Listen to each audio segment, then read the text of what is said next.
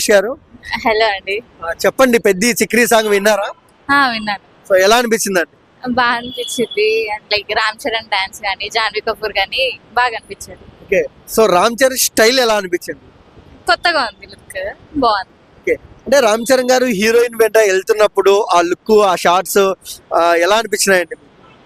బాగున్నాయి, లైక్ కొత్తగా ఉంది. ఇంతకు ముందు తన మూవీస్ లో ఏది రంగస్థలం తర్వాత ఇది వచ్చింది కాబట్టి బాగుంది. ఓకే, సోషల్ మీడియాలో చిక్రీ సాంగ్ ట్రెండ్ అవుతుంది, ఏం చెప్తారు దాని గురించి? అంటే సాంగ్ బాగుంది, ఏఆర్ రెహమాన్ మ్యూజిక్ కాబట్టి ఆ మాత్రం ట్రెండింగ్ ఉండాలి కదా. ఓకే, మెగా ఫ్యాన్స్ కి బుచ్చిబాబు ప్రాణం పోసారా చిక్రీ సాంగ్ తో? పోసారు. ఓకే, సో కొంతమంది ట్రోల్ చేస్తారు చిక్రీ సాంగ్ ని, సో దానికి ఏం చెప్తారు?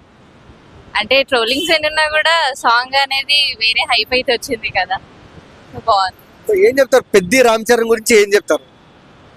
ఏం చెప్తాము, గ్లోబల్ స్టార్ అంతే అండి. సో అంటే ఈసారి మెగా పవర్ స్టార్ అని పెట్టుకున్నాడు, గ్లోబల్ స్టార్ తీసేసి.